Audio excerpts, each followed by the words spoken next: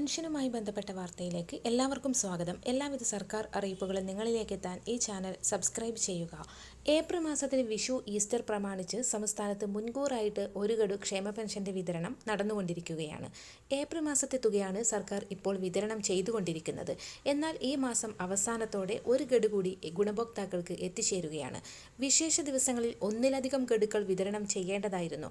കേന്ദ്ര സർക്കാരിന്റെ കടമെടുപ്പ് പരിധിയിലുള്ള വ്യക്തത വരുന്നതിനുള്ള കാലതാമസമായിരുന്നു പെൻഷൻ ഒരു ഗഡു മാത്രമായി വിതരണം ചെയ്യാൻ കാരണം.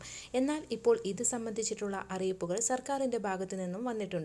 അതുകൊണ്ട് തന്നെ കഴിഞ്ഞ ചൊവ്വാഴ്ചകളിൽ ഇ-കുബർ പോർട്ടൽ വഴി സർക്കാർ കടമെടുക്കുകയും ചെയ്യുന്നുണ്ട്.